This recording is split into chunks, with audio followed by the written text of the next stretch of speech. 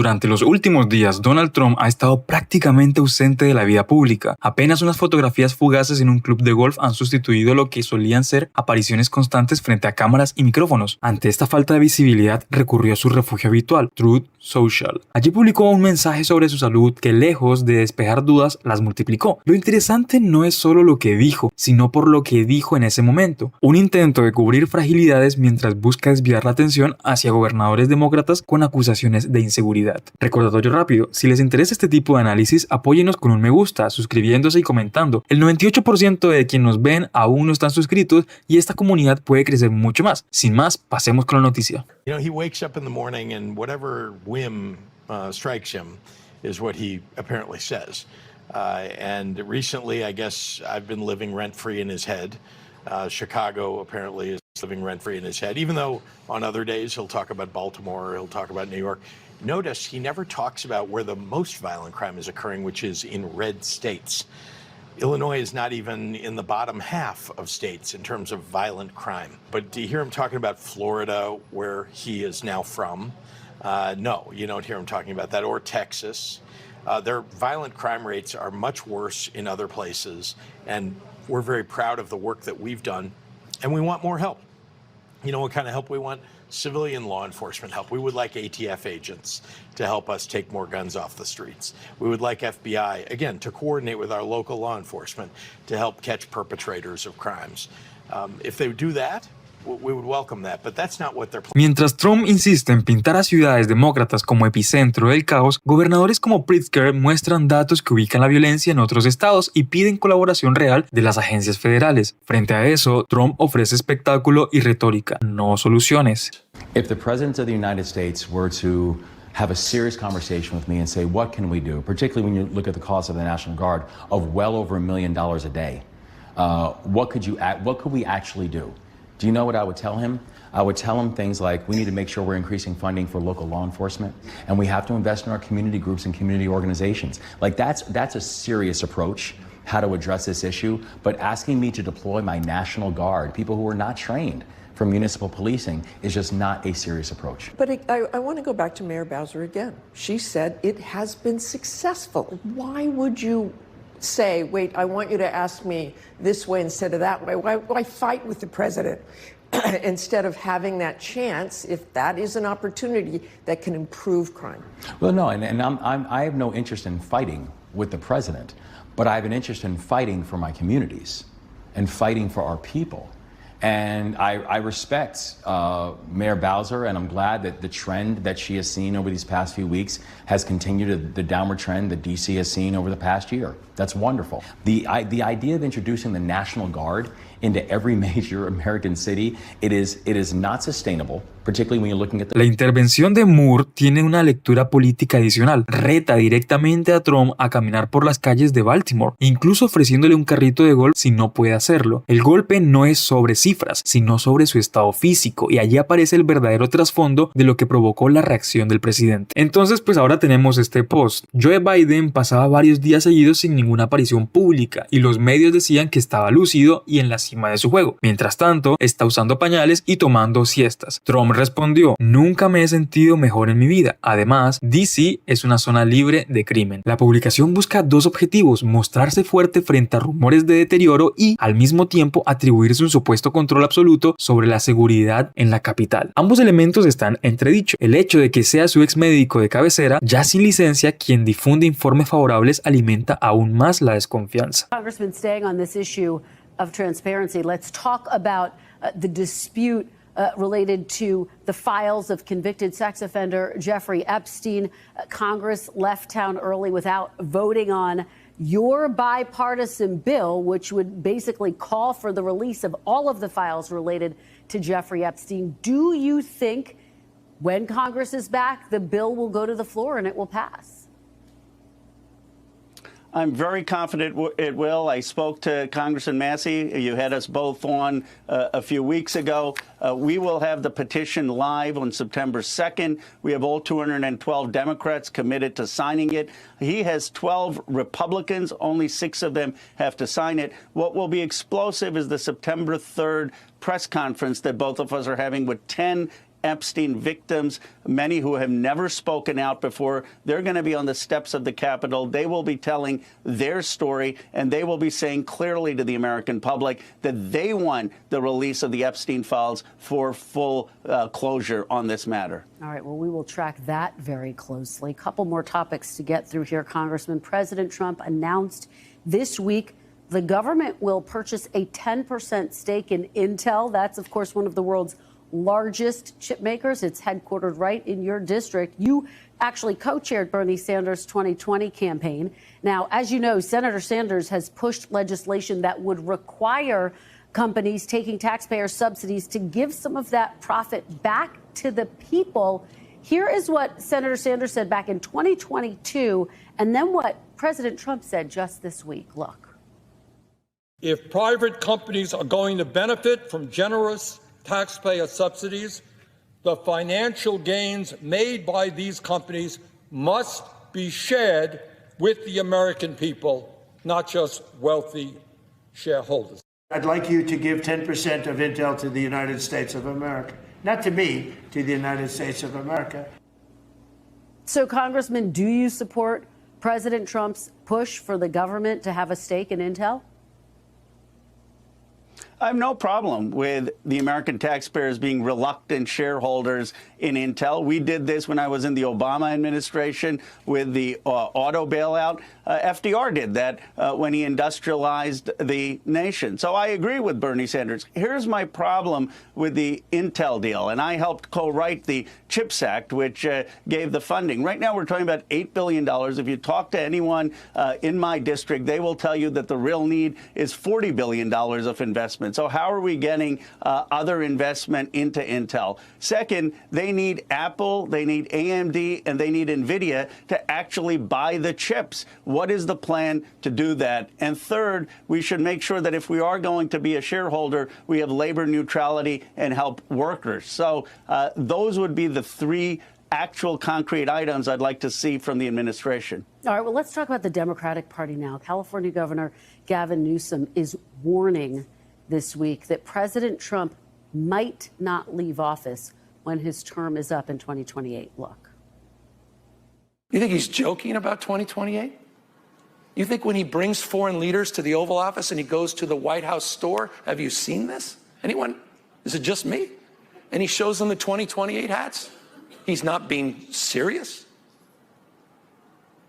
Wake up. You will lose your country. Congressman, is that overstated, or do you agree with Governor Newsom that you predict President Trump will try to stay in office?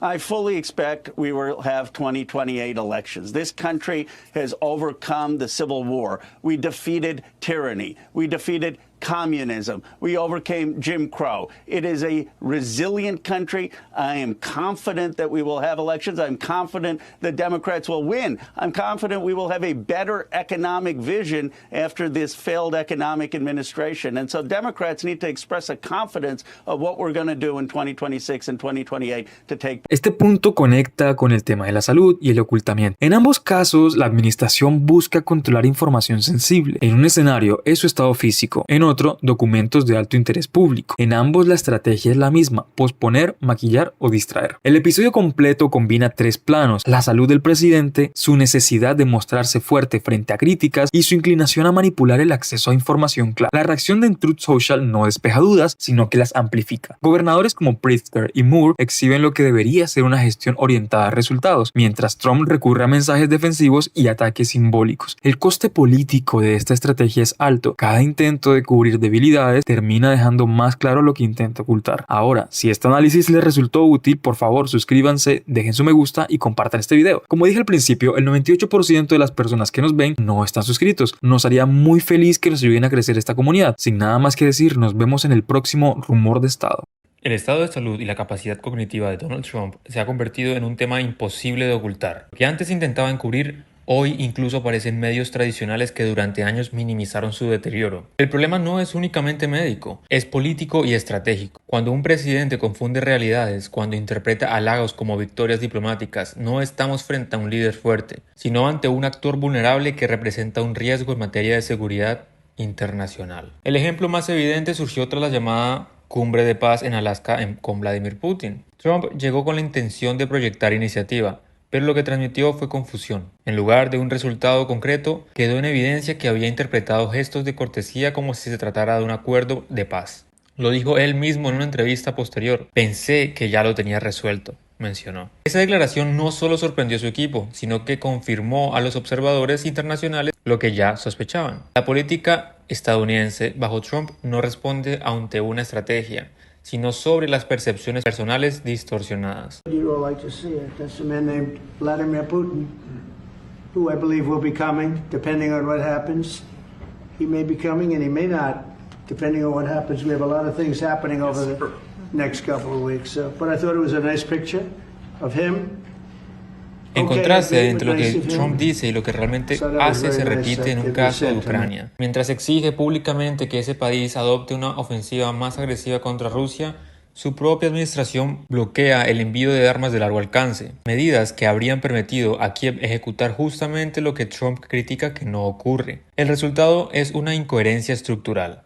Discurso de dureza hacia Moscú acompañado de decisiones que en la práctica benefician a Putin. Occasionally hosts events at which the president says things. Those can be recorded and written down and covered admirably.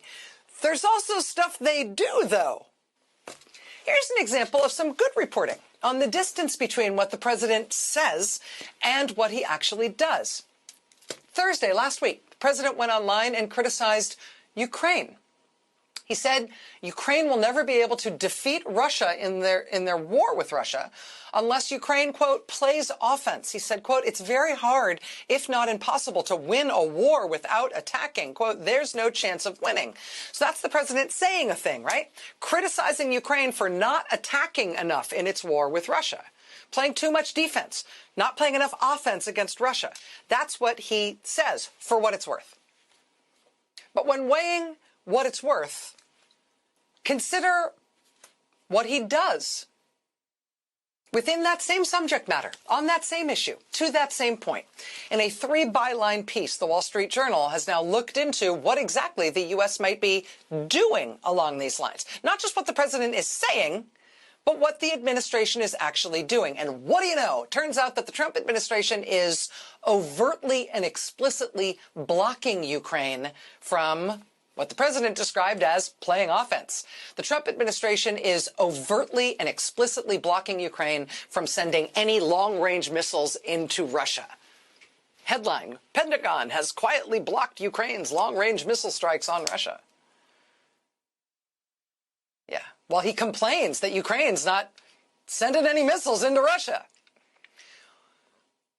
Esta dinámica revela dos realidades paralelas. Por un lado, Trump insiste en proyectar fortaleza discursiva. Por otro lado, la política real de su gobierno termina consolidando la posición de Rusia en el conflicto. Y lo más preocupante es que ese patrón no responde ante un cálculo estratégico, sino a la incapacidad del presidente de procesar información de manera clara. El deterioro de Trump no es únicamente físico.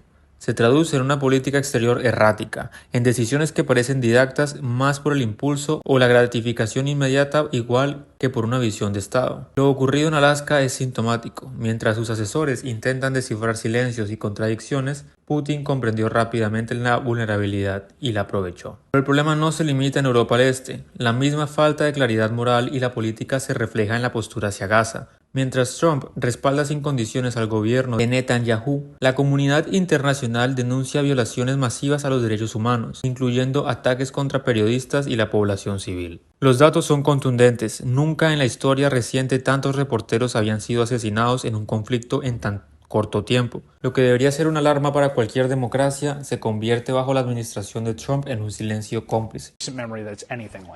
I mean, when you compare it to World War II, it's more than all the journalists combined in all of the wars since World War II till today, to give you a sense of what is happening. The Committee to Protect Journalists, Jody Ginsburg, came out and said that this is now obvious that Israel is deliberately targeting journalists. That was her assessment, not the independent journalists that are there or the people outside observing. This is the committee that is looking at this. And they base that on a few assertions. One, Israel basically dehumanizes the Palestinian journalists, comes out and accuses them, warns them that they're going to be targeted, and then at any given moment ultimately follows through with it, as was the case with Enes Sharif. They had been warning that they were going to, or signaling that they were going to target him, and then just let it be that he continued to report every day, and then ultimately decided to take that strike out. This was an Al Jazeera journalist last week. One of 10, yeah. One of 10. Al Jazeera journalist who was killed by an Israeli airstrike, which they claim credit for. Yeah. As they did not, in this case, they said it was a tragic mishap or they were going for. And then they modified it with the Hamas camera statement. No, but I'm saying in the case of the last strike against, they said we targeted him because they claimed he was Hamas. Right. That was the reason. But part of the thing too here is that they have not. I mean, Western journalistic outlets, American journalists have been asking to. Israel controls the border of who gets into and out of Gaza. Right. Every outlet in the world has been asking to get in, and they have not allowed it. Yeah, and Israel is saying that it's too dangerous for journalists to go in there, and they're the ones killing the journalists that are inside of Gaza. So you can kind of see, look, let's be very honest about what this is right here. This is an attempt by Israel to control the information that comes out of Gaza, whether it is a camera, whether it is an influencer, whether it is a social media star who's doing cooking videos, or whether it is journalists who are working for...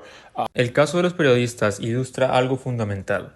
Controlar la situación se ha vuelto tan importante como controlar el territorio. Impedir la entrada de corresponsales extranjeros y silenciar a los locales significa moldear la información que recibe el mundo. Cuando Estados Unidos financia con sus recursos esa estrategia, deja de ser espectador pasivo y se convierte en un facilitador de la represión. La combinación de un presidente debilitado en lo personal, incoherente en lo político y ciego en lo moral crea un escenario completamente peligroso. Un liderazgo en decadencia no genera menos riesgos, genera más, porque es manipulable, impredecible y carente de visión. Lo que hoy observamos no es fortaleza ni estrategia, sino una vulnerabilidad que otros actores internacionales ya están explotando. Y yo les pregunto a ustedes, ¿creen que el deterioro de Trump lo hace un líder menos peligroso o lo vuelve más fácil de manipular por potencias extranjeras? ¿Cómo debería responder la prensa cuando el gobierno estadounidense bloquea deliberadamente información crítica, como en el caso de Gaza? ¿Desde dónde nos ven? Si este análisis les ha resultado útil, los invitamos a suscribirse, darle like y compartir este video para que más personas puedan sumarse a la conversación. La salud de Donald Trump y la forma en que maneja su presidencia vuelven a ser objeto de debate.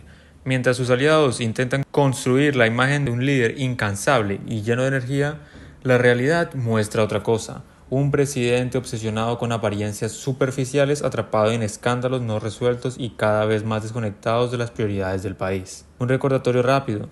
Si te está gustando el video, no olvides suscribirte, comentar, darle like, compartir, que nos ayuda mucho. Ten en cuenta que solamente el 98% de las personas que nos ven no están suscritas. Dicho esto, pasamos a video. Coming week, we have actually many of the victims of Jeffrey Epstein coming to Capitol Hill. We're meeting with them. They're talking to lawmakers. We're going to highlight their stories. We've got to center these victims. And I'll just say one other piece of news that actually just developed in the last couple hours is we finally got word from the Epstein estate. They're going to be providing the actual Epstein book, that famous book where that note that Donald Trump drew and doodled to Jeffrey Epstein, his so-called best friend of 10 to 15 years. The Epstein estate is actually going to now get us that book and a bunch of other documents that they have that's actually not been reported yet, reporting it here for the first time. We're going to get those documents, as we understand it now, on September the 8th. And so that will continue our investigation. And again, we ask the question, where are the rest of the documents? What is Pam Bondi hiding? What is Donald Trump hiding? End the cover-up. Let's get to the truth. That reporting in the Wall Street Journal about the sketch of a naked woman and an imagined dialogue between him. El caso de Epstein es una herida abierta para las élites estadounidenses. Los nuevos documentos que se harán públicos no solo comprometen a Trump, sino también al círculo poderoso que durante años han protegido silenciosamente sus intereses. La estrategia de la Casa Blanca es clara: dilatar, ocultar y esperar que la opinión pública se distraiga. Pero esa estrategia no funciona cuando se trata de delitos que afectan a las víctimas reales y exponen la conveniencia entre política, dinero, abuso y poder. Newsom of it all.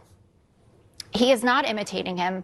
He is mocking him. He is holding up a mirror to what Donald Trump does and how he communicates. How ridiculous these 3.5-hour-long North Korean-style cabinet meetings are. Why was that ridiculous? You can't just say ridiculous and not say why. Okay, if I came to a meeting, if your team for Gutfeld sat around, right, and you said, I have this idea for a joke, and they said, I've never met a funnier man than Greg Gutfeld. I think Greg Gutfeld is the funniest person. But you don't have to watch it. What? No, that's that voluntary. My point is, if you watch okay. that, you learned stuff about what was going in the White House in 3.5 hours that you never would, but you're mad because they're flattering him. I'm not mad. I'm saying that it is a particular style that most people would say most likely resembles things that go on in Russia, North Korea, or China, not in a Western democracy. The style. Okay. No, also the substance but God of forbid it. the style. All right. La comparación es incómoda, pero inevitable. Trump convierte cada acto en un ejercicio de culto personal, donde la lealtad se mide con elogios y sumisión. Ese estilo político no es democrático. Se asemeja más a la lógica del poder absoluto. Lo preocupante no es solo la teatralidad, sino lo que oculta. Una administración incapaz de gestionar problemas reales, ocupada en alimentar el ego de un solo hombre. La reacción de Trump revela su escala de prioridades. Frente a crisis internacionales, una economía incierta y un sistema de salud debilitado, lo que ocupa su atención es una marca en el mármol del Jardín de las Rosas. La contradicción es evidente. El mismo hombre que alentó al asalto del Capitolio se muestra indignado por un desperfecto arquitectónico. Su presidencia se ha reducido a un teatro de símbolos, mientras los problemas estructurales se agravan. The Centers for Disease Control continues as career scientists protest the destruction of what is a foundational part of our shared safety, the American public health infrastructure. This was the scene outside CDC headquarters in Atlanta just a few hours ago, when dozens and dozens of staffers staged a clap-out in support of those top officials who resigned en masse this week to resist the dangerous crank trying to force changes to our health system. Now, from the start, it was clear, at least to a lot of us, that Robert F. Kennedy Jr. would use his position as Donald Trump's Director of Health and Human Services to dismantle the public health system as we know it. The latest example is his attempt to force out Susan Monterez, the head of the CDC, less than a month into her tenure after he selected her and she was confirmed by the Senate, forcing her out over disagreements on his attempts to restrict access to the COVID vaccines as well as others. Now, Monterez insists she's not going anywhere yet, that she actually hasn't legally been fired by the president, but Kennedy has already lined up her replacement, his close aide, a guy named Jim O'Neill, who is an associate of, get this, billionaire Trump backer Peter Thiel. As a result, a number of top CDC officials announced their resignations in solidarity with their boss, Monterez. With one, Dr. Jen Layden, who will join me in a moment, writing in her resignation letter, quote, everyone should have a professional true north, and encouraging her staff not to lose sight of theirs. And so today, employees signaled their own true north at the center's headquarters in Atlanta, where some of the resigning leaders were met with cheers and adulation. They were literally given their flowers by a grateful crowd. These are not Democratic Party activists or progressive thought leaders. Rather, these are career public health professionals who have spent years, if not decades, committed to the goal of curbing the spread of disease and making America a healthier country. In remarks to the crowd, three of the resigning officials spoke about how crucial and let the science lead us, because that's how we get to the best decisions for public health. We need Congress to intervene. We need our appropriations. We need to follow science. We need to have ethics back. All of these scientists, like Dimitri and Dan said, are doing the work on the ground. We need to be able to do it without interference and following data and science. Right now, it sure looks like the CDC is not able to operate without political interference, especially when it comes to vaccines. Even though RFK Jr. pledged just 7 months ago when he was seeking confirmation as health secretary to let the public health experts operate free from his own weird beliefs. I am not going to go into HHS and impose my preordained opinions on anybody at HHS. I'm going to empower the scientists at HHS to do their job and make sure that we have good science that's evidence-based. I'm not going to substitute my judgment for science. Of course, I'm not going to do that. Of course you're not going to do that? Well, that turned out to be exactly the BS it looked like at the time. It did, however, provide enough plausible deniability. En el CDC es un ejemplo claro de cómo la desinformación se ha institucionalizado. Kennedy Jr., impulsado por teorías sin base científica, ha puesto en jaque la salud pública al desplazar a profesionales con décadas de experiencia. El resultado es alarmante. Una política sanitaria condicionada por intereses ideológicos y económicos. Mientras la población queda expuesta a riesgos prevenibles, esta es la verdadera amenaza, un gobierno que desprecia la evidencia científica y reemplaza el conocimiento con propaganda. La presidencia de Donald Trump no solo está marcada por su deterioro físico y cognitivo, sino también por un modelo de poder basado en la manipulación, ocultamiento y teatralidad. Los casos de Epstein, la banalización del poder y la crisis de salud revelan un mismo constante: el vaciamiento institucional de la democracia estadounidense. Y yo te pregunto a ti, ¿creen que el caso Epstein podrá tener un impacto real en la política de Estados Unidos? ¿Hasta qué punto la manipulación mediática ha logrado ocultar las prioridades equivocadas de esa administración? Si este análisis te resultó útil, no olvides suscribirte, dejarle un like y compartir el video. Esto es Rumor de Estado. Donald Trump intenta mostrarse fuerte, pero cada día resulta más difícil ocultar lo contrario. No solo ha estado ausente de la prensa durante días, también se multiplica la percepción de que físicamente no puede sostener el papel de liderazgo que reclama. En paralelo, gobernantes demócratas lo exponen en los tribunales y en el debate público. Mientras las filtraciones recientes lo retratan debilitado incluso en conversaciones privadas, hoy vamos a repasar cómo se conecta esa debilidad con los intentos de Trump de imponer fuerza sobre las instituciones y cómo el contraste con voces demócratas más firmes se hace cada vez más evidente. Recordatorio rápido: si les interesa este tipo de análisis, apóyennos dándole el botón de me gusta, suscribiéndose y comentando. El 98% de quienes nos ven aún no están suscritos y esta comunidad puede crecer mucho más si nos apoyan. Sin más, pasemos con la noticia. Thousands and thousands of our National Guard, by the way, police officers, firefighters, teachers, that were pulled off the beat and their day jobs, ended up in the armories doing literally nothing. Hundreds of millions of dollars of taxpayers' money. They had nothing to do. And the few hundred that were assigned at any different time, again, had to be protected by local law enforcement. So this isn't, obviously, none of this has anything to do with public safety, quite the contrary. It's about power dominance and aggression, the only thing he understands. And the question is, does he have the legal right? And we completely reject that. And I say that because I think it's important to highlight for your audience. We are not just saying that, we have asserted that.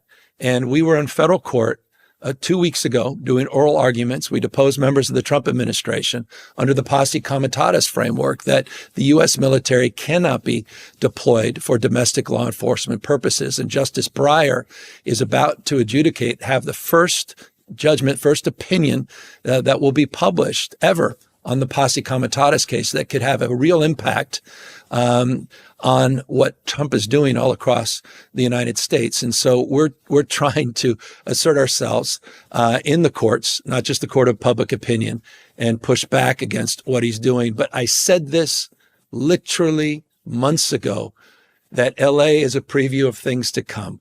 DC is a preview of things to come in every major city across this country. El testimonio de Newsom subraya lo esencial. Trump no busca la seguridad pública, busca proyectar poder. El hecho de que esta disputa esté librando en los tribunales confirma que no se trata de retórica, sino de acciones con consecuencias institucionales. El punto central no es solo de cuánto dinero se desperdició, sino cómo se normaliza la idea de un presidente utilizando recursos militares como instrumento político. Esta es la antesala para comprender lo que veremos a continuación. Un fragmento de audio compartido por Scott Jennings en el que Trump aparece con la voz cansada, quebrada, incapaz de sostener siquiera un discurso breve sin mostrar señales de agotamiento. I'm very disappointed in him. He and I always had a great relationship. I'm very disappointed.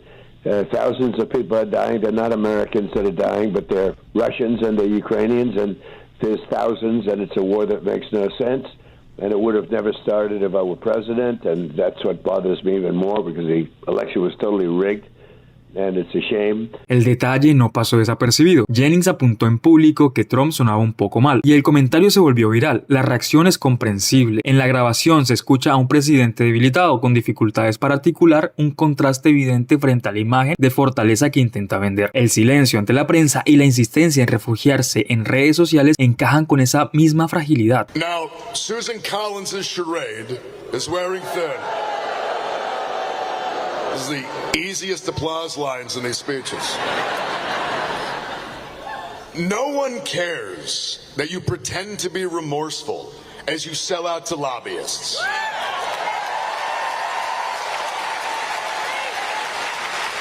No one cares while you sell out to corporations, and no one cares while you sell out to a president who are all engineering the greatest redistribution of wealth from the working class to the ruling class in American history.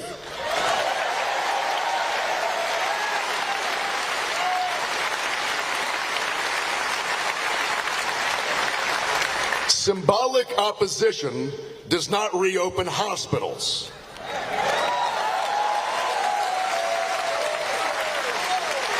Weak condemnations do not bring back Roe v. Wade.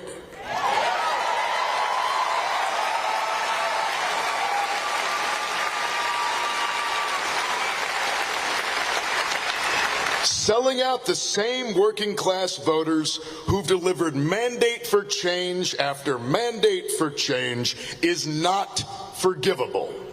A performative politics that enables the destruction of our way of life is disqualifying for the role of United States Senator.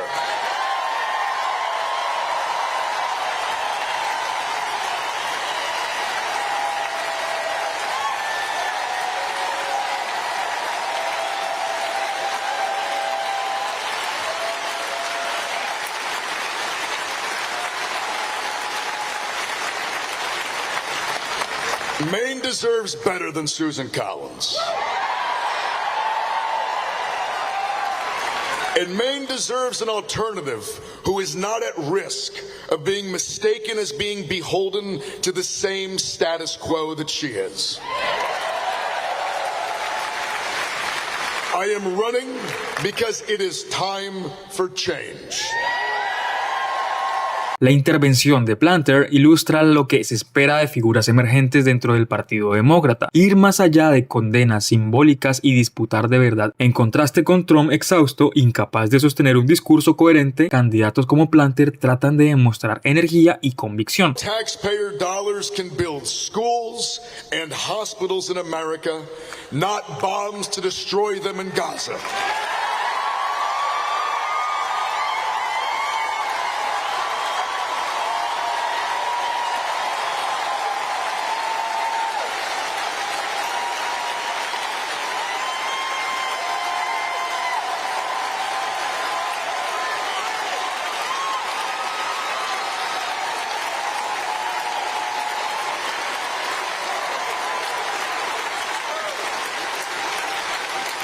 Este tipo de mensajes conecta con un electorado cansado de discursos vacíos y que busca claridad moral. Al mismo tiempo, marca una diferencia importante con la política de acomodo que ha caracterizado a estos ciertos sectores demócratas. La exigencia es no solo oponerse a Trump, sino construir una alternativa con autoridad ética. I believe that input from working people is far more important than input from someone who simply has money.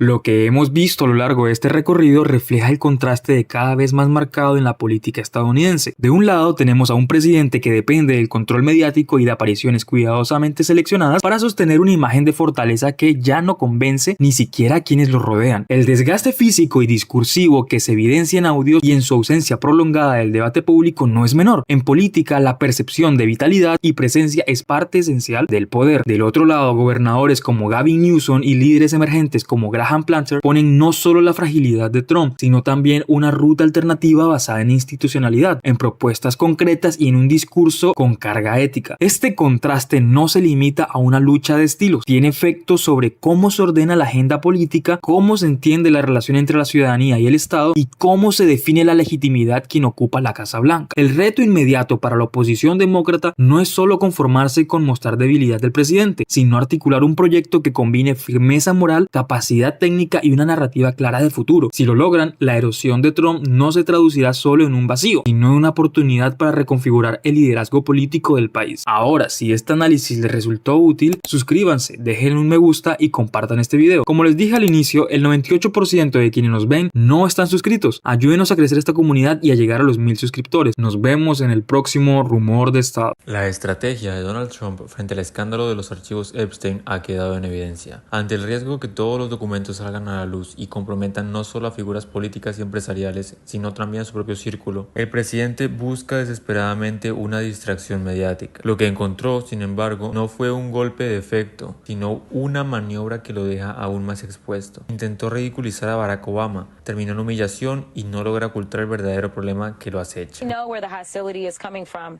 I will have to tell you that I respect Thomas Massie. Clearly we don't agree on a lot, but where we can find agreement we do. And the reason that I respect him is because he always shows you who he is. He is what I would consider to be a traditional conservative. He believes in transparency. He doesn't believe in whatever Trump tells him to believe. He believes in things like fiscal conservatism.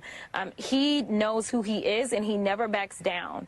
And to have this administration try to play with us and act like the DOJ is complying with oversight, to be clear, we were able to secure a subpoena to get those records from the Department of Justice within the Oversight Committee. And guess what? We still don't have them, right? Like, they gave us an itty-bitty amount. They gave us maybe 3% of the documentation. And they know that they have Comer under their thumb and that Comer won't necessarily press. So they don't want this full House vote. But I believe that they are going to get the signatures, and then the ball will be in the Speaker's court. What do you think they're covering up? Listen, I mean, now, I've never been a conspiracy theorist ever in my life, okay? No silver tin hat here, okay, sis? But I'm going to tell you that as I sat and listened to these women, as someone who's been in courtrooms and frankly has reviewed my fair share of discovery and cases because I have represented on the defense side people accused of similar acts, this is next level. The levels to this is absolutely insane. And we're not talking about, you know, the things that he's espousing to clean our cities of, these low-level criminals. We are talking about, for instance, let me tell you, there was a story of, I'll try to make it quick, there was a story of a young lady who ended up encountering Epstein as he was incarcerated in 2008 in Florida because he set up a sham company and he was able to then be on work release to his sham company.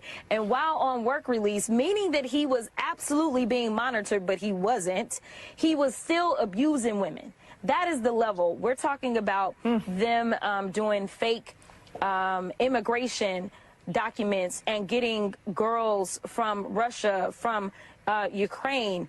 Obviously, we knew that there were international implications. They also talked about Israel in this. Like, they implicated, it's like the banks. Lo que advierte la congresista es crucial. Estamos ante un patrón de opacidad institucional que, lejos de resolverse, se agrava cuando entran en juego el nombre de Trump. No es solo un asunto judicial, es un dilema político que pone a prueba a los republicanos en el Congreso. Si los archivos se someten a votación, no solo se debatirá la transparencia del gobierno, también se quedará en evidencia el verdadero nivel de lealtad hacia Trump, incluso por encima de la justicia y de las víctimas. Trump lo entiende más que nadie, por eso presiona a congresistas republicanos para frenar cualquier avance y desviar la atención hacia los ataques superficiales contra Obama. La Casa Blanca bajo su control al punto de manipular perfiles de redes sociales para proyectar su imagen como si fuera un acto de burla hacia expresidentes. Esa es la gran victoria que Trump ofrece a sus seguidores, un espectáculo vacío diseñado para distraerlos de un escándalo con consecuencias reales. Este contraste revela dos cosas. Por un lado, la fragilidad del liderazgo de Trump, que necesita de gestos infantiles para mantener cohesionada a su base. Por otro, la complicidad de una parte del Partido Republicano que, pese a su discurso sobre combatir a las élites, se resiste en abrir un caso que expone a esas mismas élites con las que siempre ha estado conectado.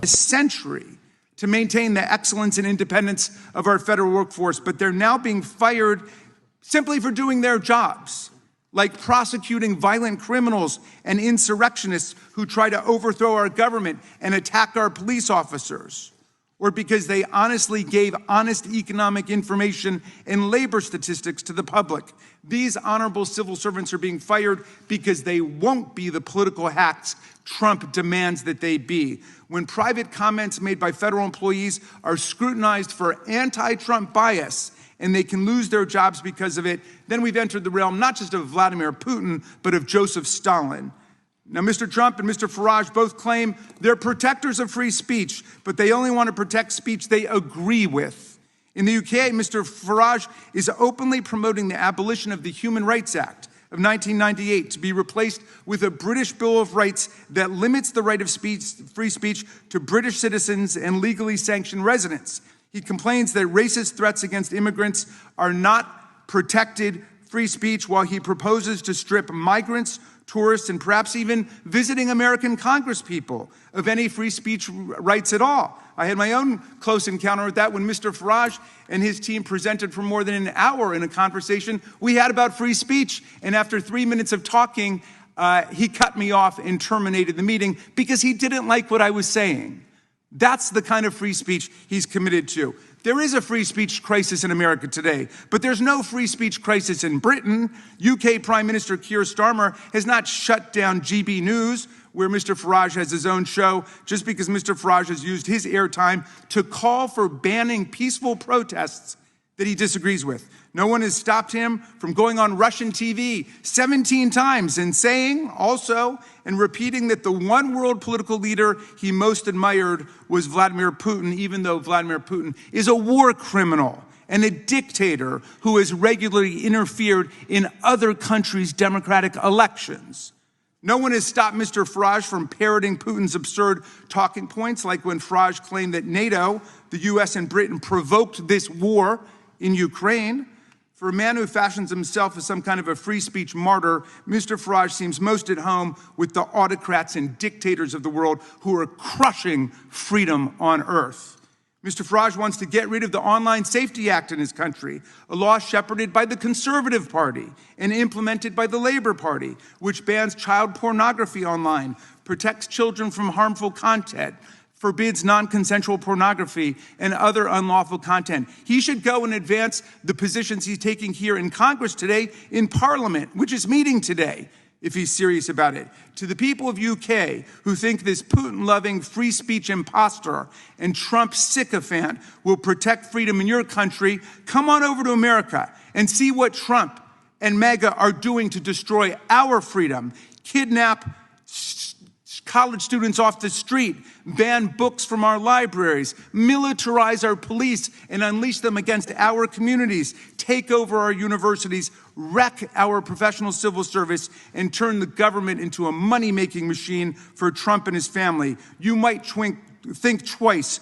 Lo que señala Raskin conecta directamente con el caso Epstein. Se trata de un mismo patrón, la manipulación del sistema para proteger a los cercanos y castigar a los críticos. Bajo la retórica de defender la libertad, lo que logramos ver es censura, persecución política y corrupción institucionalizada. Y en ese contexto, la maniobra de Trump contra Obama no es un hecho aislado, es parte de una estrategia más amplia para desviar la atención de sus abusos y debilitar a las instituciones democráticas. El caso de Epstein y la reacción de Trump nos deja ante una pregunta de fondo. ¿Qué pesa más para el Partido Republicano? ¿La justicia? ¿La lealtad ciegas a su líder? Porque mientras se entretienen con provocaciones digitales, lo que está en juego son las víctimas, la transparencia y la credibilidad de las instituciones estadounidenses. Y ahora yo les pregunto a ustedes, ¿creen que los republicanos permitirán que los archivos Epstein se conozcan por completo? ¿Hasta qué punto este escándalo puede debilitar a Trump en su propio partido? Si este análisis te pareció valioso, no olvides suscribirte, dejar tu like y compartir este video para que más personas comprendan lo que realmente está en juego.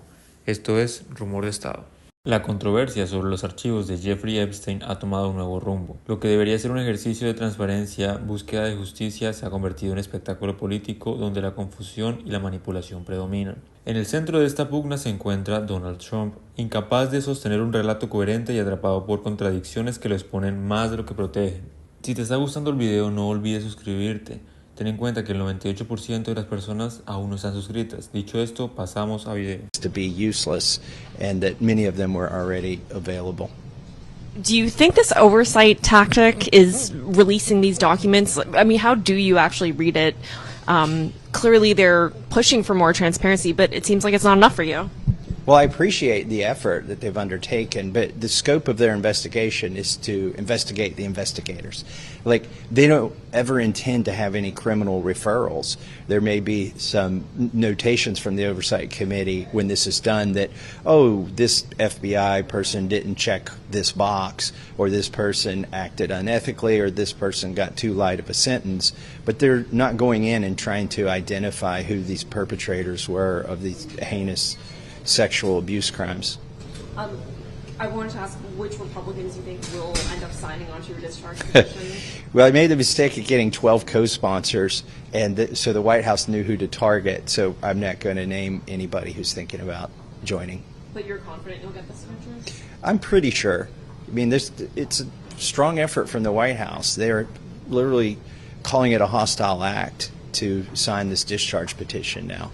And I don't know if that's precedented in this country to have a president call legislators to say that they're engaged in a... Lo dicho por Massey revela un punto central. Los documentos publicados hasta ahora están incompletos, excesivamente censurados y en muchos casos son materiales que ya eran públicos. El resultado es un proceso que parece diseñado para proteger a determinados actores, no para esclarecer responsabilidades. En paralelo, los sobrevivientes de la red de Epstein han sido claros y firmes en sus reclamos. Piden que se libere la totalidad de los archivos. Sin embargo, la respuesta de Trump ha sido desestimarlos, calificando todo de un engaño.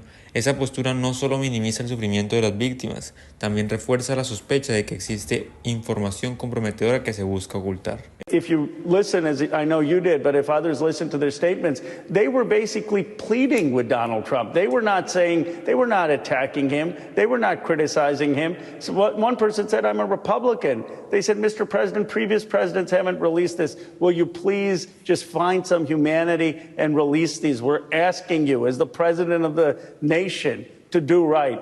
And for him to not even listen to them, for him to just say it's a hoax, it's a hoax, it's a hoax. I mean, it was so disrespectful that Thomas Massey called him out on it. So disrespectful that Marjorie Taylor Greene said to the president he should at least meet these survivors, because to call it a hoax is to... Esto es evidente. Las víctimas apelan a la humanidad y a la justicia, mientras el presidente insiste en negar incluso lo evidente, que Epstein existió, que fue condenado y que contó con cómplices de alto nivel. Ante esta negación surgió la declaración inesperada del presidente de la Cámara, Mike Johnson.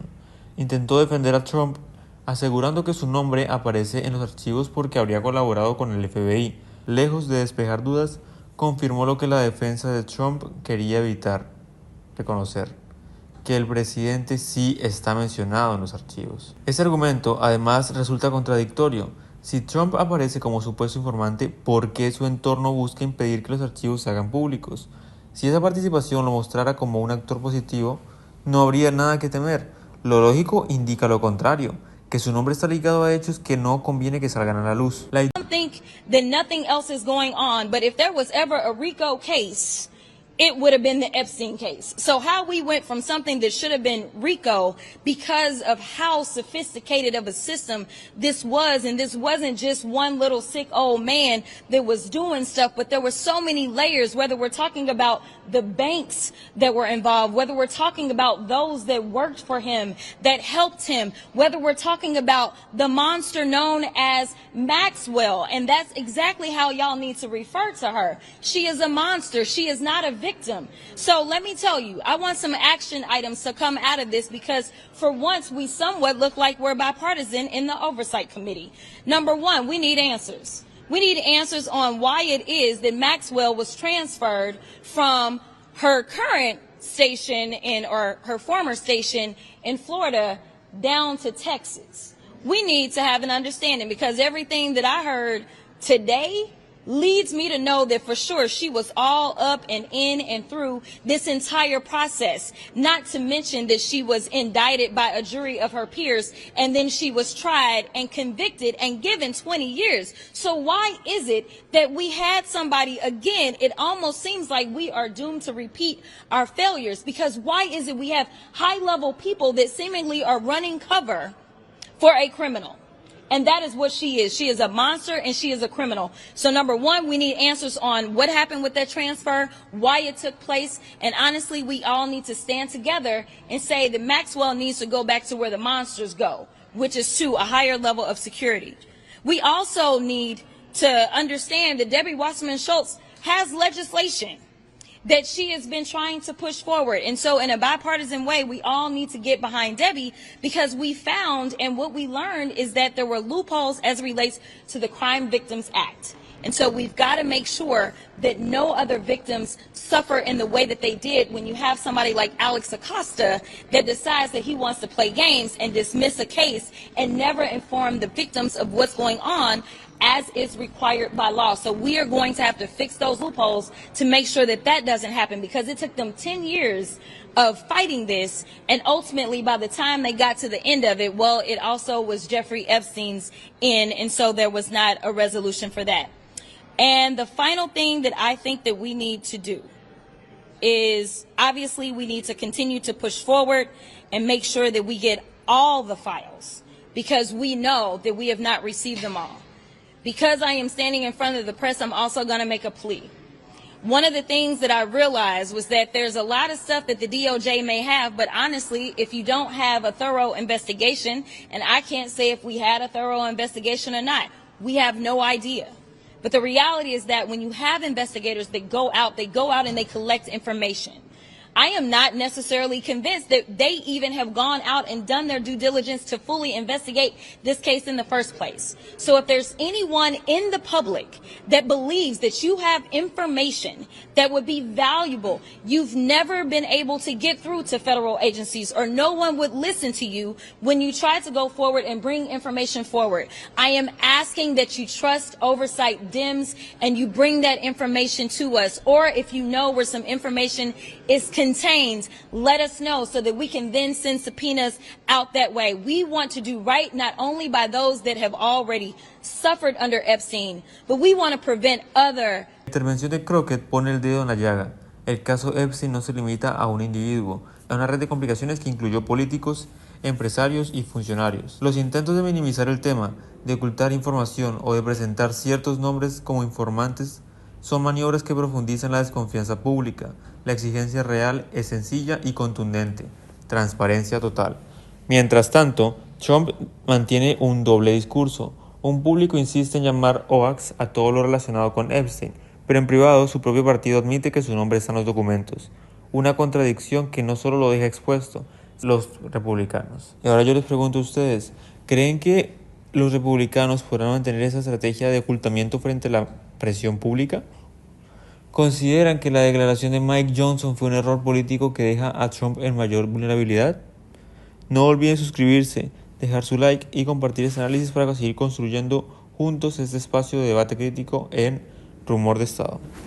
El presidente de Estados Unidos intenta desviar la conversación pública hacia cualquier tema que no sea el caso Epstein. Sin embargo, su propio ecosistema político y mediático ha comenzado a exigir transparencia. Voces afines se han distanciado, congresistas republicanos reclaman la publicación íntegra de los archivos y, para el colmo, decisiones de su entorno cercano siguen encendiendo focos sobre el mismo asunto que la Casa Blanca pretende sepultar. Recordatorio rápido: si les interesa este tipo de análisis, apóyennos dándoles al botón de me gusta, suscribiéndose y comentando. El 98% de quienes nos ven aún no están suscritos y esto puede hacer que la comunidad crezca mucho más. Sin más, pasemos con la noticia. So if you didn't know it already, now we definitely know it. The fix is in on the Epstein files. Today, the Trump White House is bullying Republicans in the House of Representatives, trying to make sure that they don't sign on to this resolution that would compel the disclosure of the files. You saw over the course of August how they are treating Ghislaine Maxwell in a way that suggests they are trying to get her to change her story or to tell lies about what really happened. Listen, the story is familiar. Donald Trump exists to protect him and his wealthy friends from their corruption and their illegality. And that is clearly what's going on here with the cover-up of what happened with Donald Trump and Jeffrey Epstein. The fact that the Trump administration is doing so much work today, literally doing hand-to-hand combat in the House of Representatives, trying to stop Republican members of the House from signing on to this resolution, it tells you that there is something we need to know, something we need to find out, and now. Lo clave de este tramo no se trata de un simple choque discursivo entre partidos, sino de una intervención directa para impedir un acto de control legislativo. Cuando el Ejecutivo opera para clausurar rutas de transparencia, el daño no es solo reputacional, erosiona la confianza en el sistema de pesos y contrapesos y enciende su propia base, que percibe privilegios para círculos cercanos al poder. Mr. Speaker, I'm just returning from hearing the survivors tell their stories, and I was so deeply moved. This is not a political issue. This is an issue of 14-year-olds and 15-year-olds who told the stories of how they were solicited by Jeffrey Epstein and raped and assaulted. And then they went to the police. And the police didn't do anything because Jeffrey Epstein knew rich people, because he knew presidents, because he knew donors. This is not a Republican issue. This is not a Democratic issue. Marjorie Taylor Greene was there speaking out for the survivors. Nancy Mace was in tears because she's a survivor when she heard their stories. Lauren Boebert has said we need to speak up for the survivors. This is an issue that could actually bring this country together to say that a nation in which rich and powerful men can rape young girls without consequence is a nation that has lost its moral and spiritual soul. We can fight about a lot of things. We shouldn't fight about this. We need 2 more Republicans to sign the discharge petition. I have a pretty simple rule. Most people don't understand all the jargon of Congress, but the survivors very clearly said they want the massy. El punto decisivo emerge aquí, con sobrevivientes hablando frente al Capitolio y legisladores de ambos partidos empujando por apertura, el discurso de montaje pierde tracción. La Casa Blanca queda atrapada en la necesidad de controlar daños y aumento del escrutinio público. We are living in a moment of wonder, and it is our responsibility to prepare children in America. Cars now steer themselves through our cities. Robots hold steady hands in the operating room.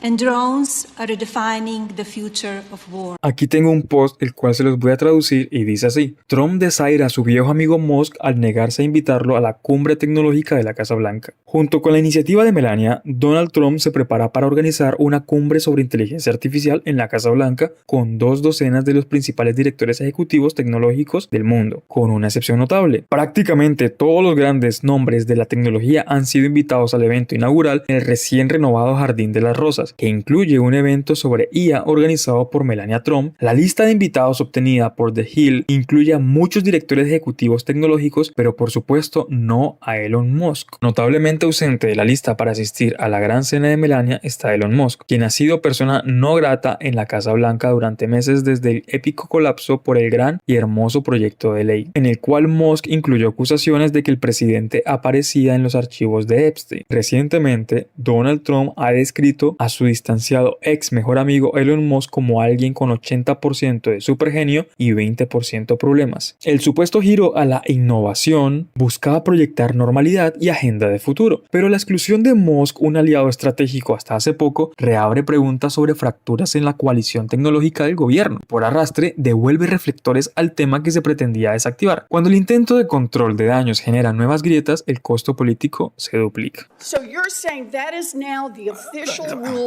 of HHS. Anybody is eligible to get a booster by just walking into the pharmacy. It's not recommended for healthy people. No. If you don't recommend, then the consequence of that in many states is that you can't walk into a pharmacy and get one. It means insurance companies don't have to cover the $200 or so cost.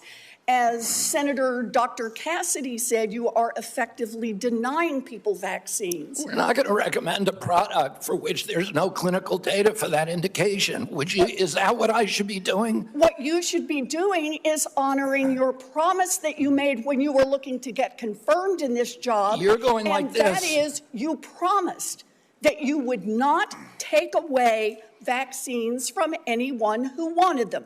You just changed the classification of the COVID vaccine. I'm not taking them away from people, Senator. It takes it away if you can't get it from your pharmacist. Well, most Americans are going to be able to get it from their pharmacy for free. Most Americans will be able to get it from their pharmacy for free. The question is everyone who wants it. That was your promise. I never promised that I was going to recommend products with which there is no indication. When you said... And I know you've taken $855,000 from pharmaceutical companies, Senator. Did you hold up a big sign saying that you were lying when you said that? Because you are the one who said you would not take them away. Now, Senator Kennedy, I'm not taking them away from anybody. Secretary, you want me to indicate a product for which there is no clinical data? Senator, is that what you want? Secretary Kennedy, you said you wouldn't, and now you did. I'm not taking them away. Everybody can get access to them. No, they can't walk into a pharmacy the way they could last month and get access. It depends on the states. A year ago, But they can still get it. Everybody can get it. Ago, it did Everybody not can depend. get it, Senator. So look, let's move on. You clearly are taking away vaccines. I've seen the list for what's coming up next, and that is the agenda for the next CDC vaccine panel. And first up is ratifying your COVID actions. Second is hepatitis B is on the agenda. So should Americans expect you to take away hepatitis vaccine access as well, even though you promised not to? As I said, I'm not taking vaccines away from anybody. Okay, same answer, right? You're just going to deny that when people can't get access, that you're not taking it away. Then let me ask you, is that the same game you're going to play with Well, measles, you want me to, mumps, so you want me to rubella, recommend chickenpox? every product in the world so that I without want any you to clinical trial follow data? through on your promises. Yeah, my promise was to give. A month ago, we could get COVID vaccines by just walking You can into a still get pharmacy. COVID vaccines, You Senator. are taking that away. No, you are So still. let me You can ask still you get the one more COVID vaccines, question, and Medicare Secretary will still Kennedy. pay for them, and Medicaid will still pay for them. Tell the head of the CDC that if she refused to sign off on your changes to the childhood vaccine schedule, that she had to resign? No, I told her that she had to resign because I asked her, "Are you a trustworthy person?" And she said no. So if you had an employee who told you they weren't trustworthy, would you ask them to resign, Senator? So I'm sorry, but this is not what she has said publicly. She has Well, said I'm she not would surprised about pre-approve. that. So you're saying she's lying? Yes. Every conversation I had with her, there And were let me get this witnesses. straight. This is the same person that less than a month earlier, you stood next to her and described her as unimpeachable. And you had full confidence in her, and that you had full confidence in her scientific credentials. And in a month, she became a liar? Is Yeah, that what you you're should saying? ask her what changed. And by the way, a month ago, you were voting against her. Oh, because you thought she was either incompetent, ineligible, or unsuited to the task. I voted Now I against her agree because with I you. was afraid she was going to bend the knee to you and Donald Trump.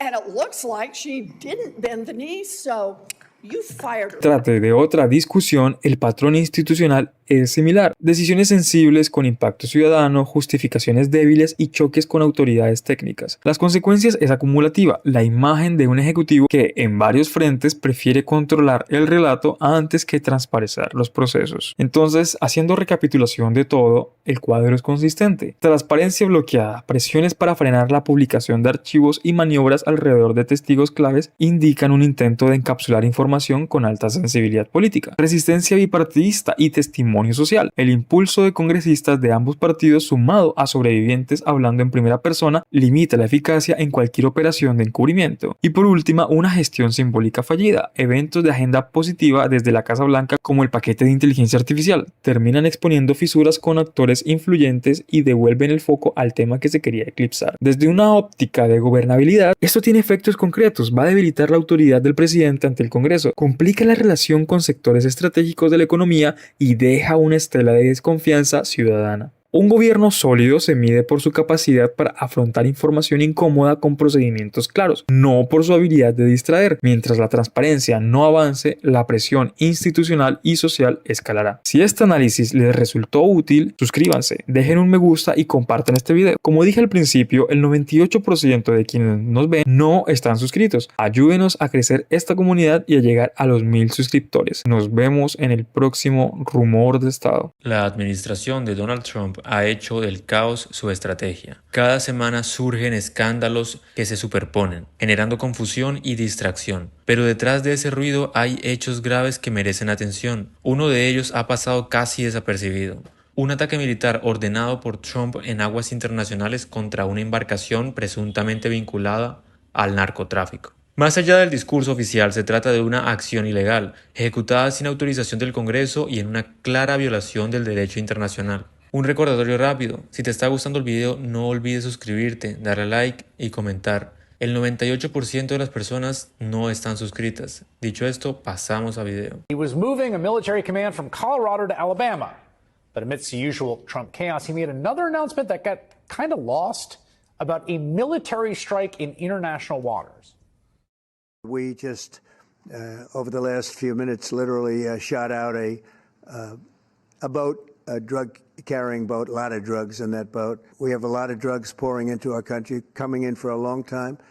And we just, these came out of Venezuela and coming out very heavily from Venezuela. A lot of things are coming out of Venezuela, so we took it out. The president later posted a video of that strike to social media. Trump said he had ordered, quote, a kinetic strike against positively identified Tren de Aragua narco-terrorists. He added that 11 people on the boat were killed. Trump claimed the boat was transporting illegal narcotics heading to the United States. Now, here's a map of where the United States is. That small boat was attacked off the coast of Venezuela, which is over 1,000 nautical miles away from here. The United States was obviously well out of range of that boat. Secretary of State Marco Rubio, on the other hand, defended the strike by saying the vessel's destination was probably Trinidad or another country in the Caribbean, which, of course, makes more sense on the map. I mean, Trinidad's only 10 miles from Venezuela by sea. But again, that too is more than 1,000 miles from the U.S. mainland. Who knows where the drugs, if they were there, were going to go next? This morning, Secretary of Defense Pete Hegseth was doing a victory lap, promising more military strikes on narco traffickers, narco terrorists. But now, as we learn more details of the attack, I have to say, this is an enormous scandal that is unfolding right in front of us. This civilian, non-military boat, even if they were committing a crime, was not struck in self-defense. No weapons were evident. Whoever struck it, and the U.S. has shared no details of that, didn't try to disable the engines or to board the craft. They just summarily killed everybody on board. As a Notre Dame law professor told the Washington Post, the strike violated international law. The U.S. is not in armed conflict with Venezuela or its criminal elements. This is exactly the kind of operation that, if it existed in a Tom Clancy novel or movie, would be getting covered up because all the principals in the film would know it was illegal. I mean, it certainly seems like extrajudicial murder to me. And again, that's the case even if everything the administration is saying is true. But why would anyone assume that what they say is true? These are the very same people that falsely claimed a man with an autism awareness tattoo and a makeup stylist and a soccer player and a singer were dangerous members of the same Venezuelan Tren de Aragua gang when they grabbed them off the street and shipped them to the Salvadoran gulag. Now, in those cases, Trump's government tried to be the judge and the jury, and now they are executioner too. Whatever pretext this administration may claim, this looks, for all the world, like a just flagrant violation of domestic U.S. law and international law. And there needs to be answers to how and why this happened.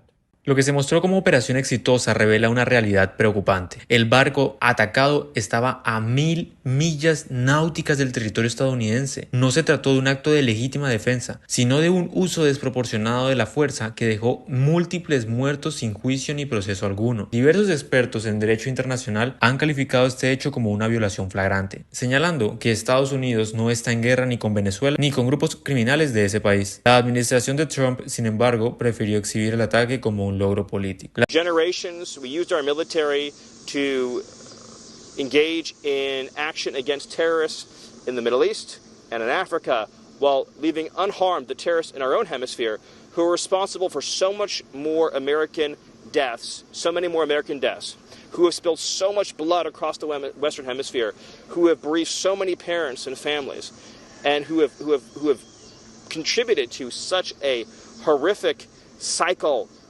and just nonstop, relentless surge of violence in our cities. Every major city in America is suffering from cartel violence. Even the U.S.-based gangs are working directly with these cartels. The drugs, the guns, the weapons, the cash, the organization. We've been occupied by cartels for far too long. President Trump is finally allowing and directing the United States military to use its authorities under the Constitution to defend America from the terrorist organizations that have run free for too long in our own hemisphere. Thank you all. Thank you for the question. On foreign policy.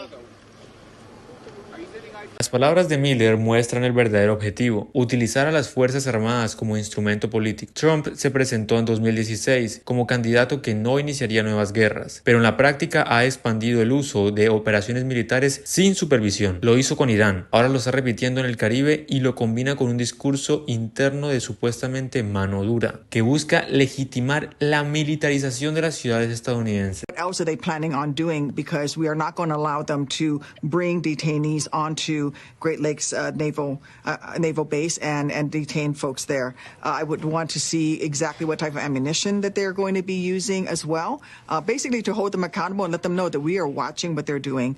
Overall, the city of North Chicago and the surrounding communities have made it clear to their law enforcement officers that they will not cooperate with DHS and ICE unless there is a federal warrant, not one of these fake ICE warrants, but a federal warrant, and that they're not going to participate and support ICE actions in basically harassing and intimidating everyday people on the streets of our cities. Let me ask you about something that former Homeland Security Secretary Jay Johnson said today in a New York Times article. He served as Pentagon General Counsel before he was Homeland Security Secretary for President Obama. He noted that Congress had not authorized force against drug cartels and that the Coast Guard and Navy had long interdicted suspected drug smuggling boats. Quote, here the president appears to be invoking his amorphous constitutional authority to kill low-level drug couriers on the high seas with no due process, arrest, or trial. Quote, viewed in isolation, labeling drug cartels as terrorists and invoking the national interest to use the U.S. military to summarily kill low-level drug couriers is pretty extreme. Do you believe it's legal? No, it's not legal. I also think that this is just the first step towards him potentially setting the groundwork to do something within U.S. territory.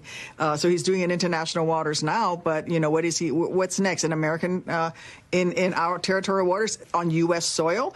What exactly is next? I agree with the discussion that's already been ongoing. This president is setting the conditions so that he can actually unilaterally occupy the streets of our cities and interfere in the next election, do what he wants. And I am absolutely disgusted with my Republican colleagues who, on top of confirming the likes of Pete Hegseth and Secretary Kennedy, are not holding them accountable. We have a chance here to stop them. I hope that my colleagues will step forward and stop them, but let's see what they're going to do. So far, all they've done has been collaborators and co-conspirators in the Trump attempts to basically undermine the basic law and order of our nation.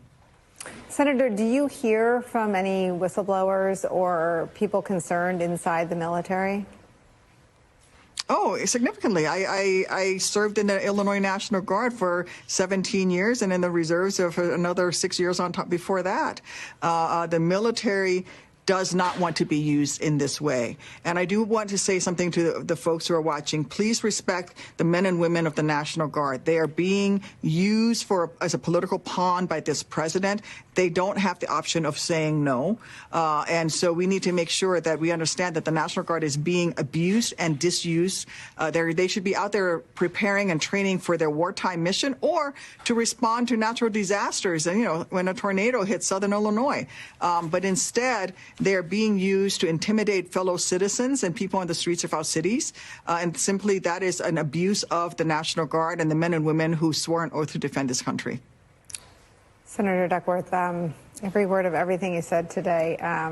La advertencia de Duckworth es clave. Esas acciones no son aisladas, se insertan en una lógica de concentración de poder, donde el Ejecutivo actúa sin rendir cuentas, manipula a las Fuerzas Armadas y normaliza un estado de excepción permanente. La militarización de la política exterior y la política interna caminan de la mano, con un mismo objetivo: erosionar los límites institucionales que impiden al presidente actuar como juez, jurado y ejecutor. Lo ocurrido en este ataque no solo abre un debate jurídico, también plantea una pregunta más amplia. ¿Hasta qué punto se está consolidando un modelo de presidencia sin controles, donde la fuerza sustituye el debate democrático y la ley relegada? Y yo te pregunto a ti, ¿creen que el Congreso debería investigar formalmente la legalidad de este ataque? ¿Hasta dónde puede llegar la estrategia de militarización impulsada por Trump sin generar un costo político dentro de su propio partido? Gracias por acompañarnos en Rumor de Estado. No olviden suscribirse, dejar su like, compartir este análisis y comentar. De este modo podremos seguir fortaleciendo un espacio de información crítica y rigurosa. El presidente de Estados Unidos intenta desviar la atención de los archivos de Jeffrey Epstein. Pese a la presión sobre los legisladores y a los intentos de instalar otros temas, el asunto no se ha apagado. Creadores afines a MAGA lo discuten, figuras republicanas se le han revelado, y para el colmo, su propio mensaje de esta madrugada en Truth Social, publicado tras conocerse malos datos de empleo, encendió aún más las alarmas. Hoy ordenamos los hechos, la advertencia de la congresista Jasmine Crockett, la debilidad económica que expuso Fox y el post presidencial que terminó diciendo más de lo que pretendía. Recordatorio rápido, si les interesa este análisis, apóyenos con un me gusta, suscribiéndose y comentando. El 98% de quienes nos ven aún no están suscritos. Ayúdenos a llegar a 1000 suscriptores. Sin más, pasemos con la noticia. In order for the merger between Paramount and Skydance to happen, the FCC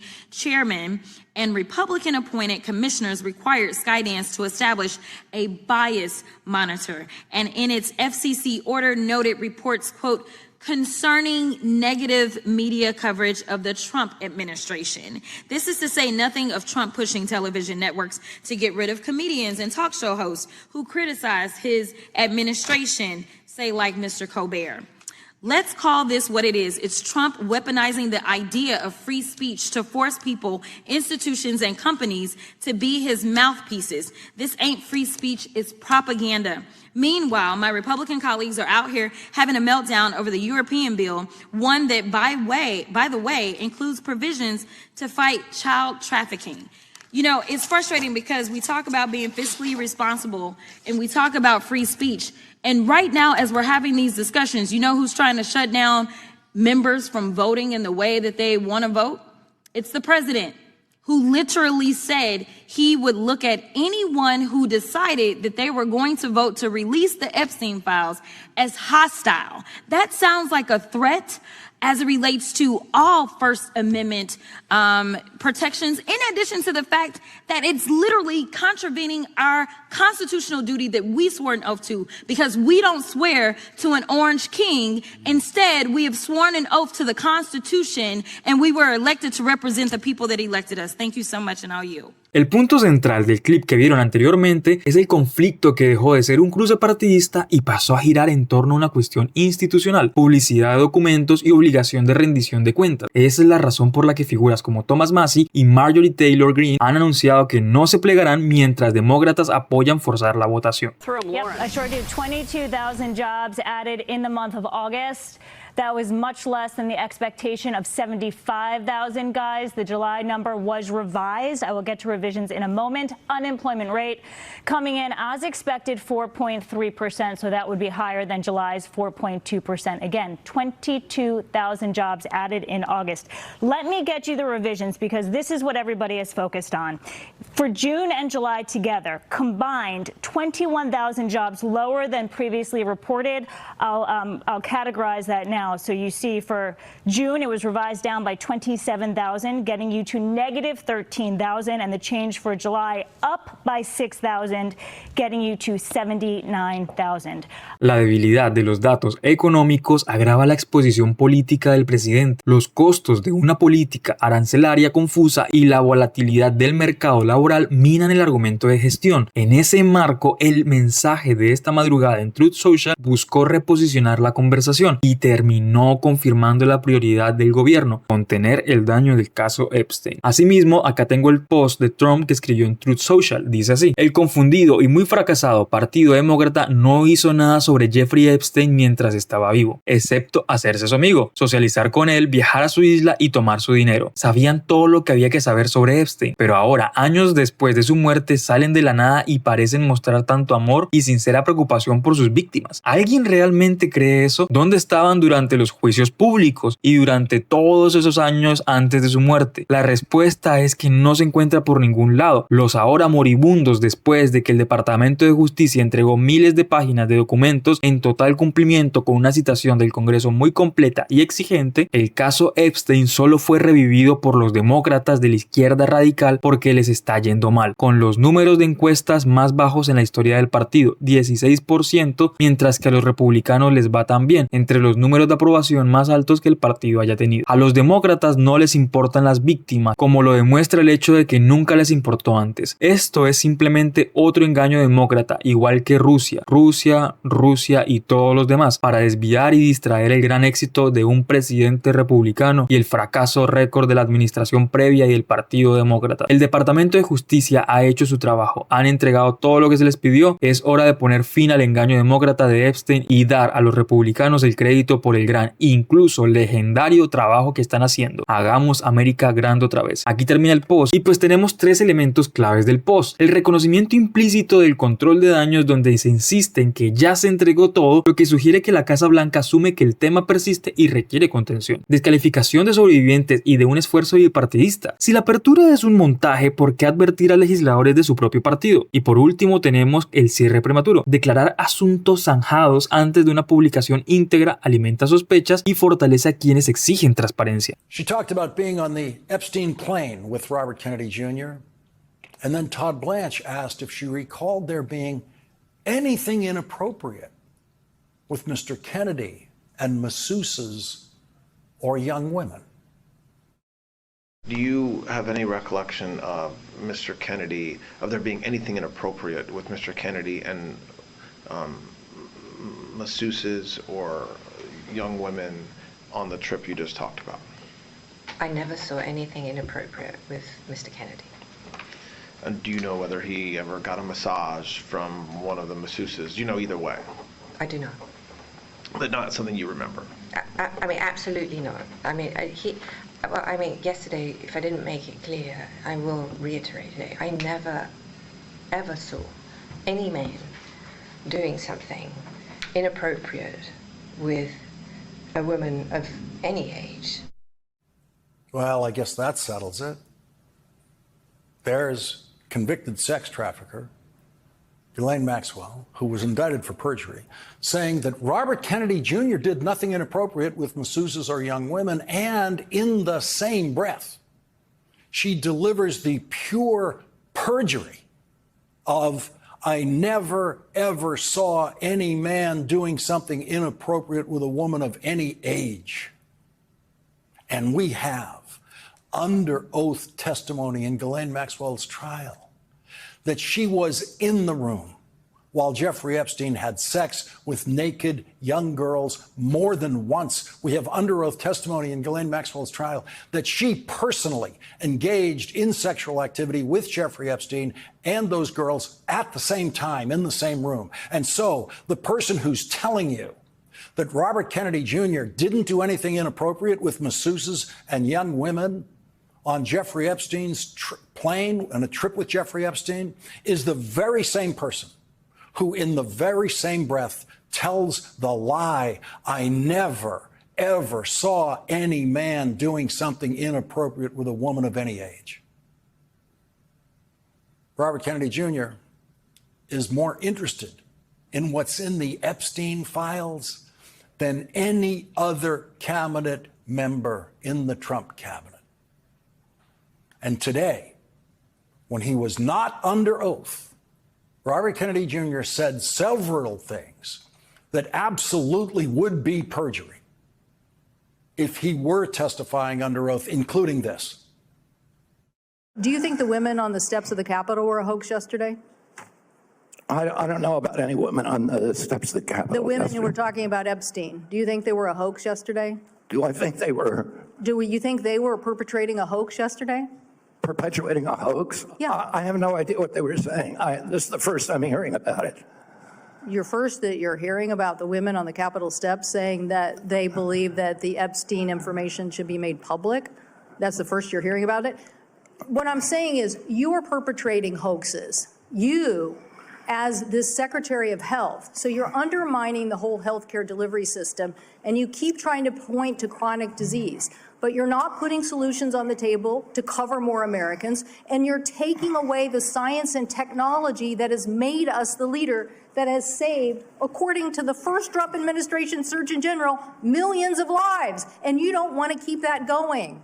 So no, I don't support your continued efforts as Secretary. Now you know what he looks like when he's lying. Of course, you already did. He actually said, I don't know about any women on the steps of the Capitol yesterday. That's a lie. That's a lie. The world knows that's a lie. And he believes Kennedy entitled audacity to be able to sit there and lie in that committee, to you, to the world.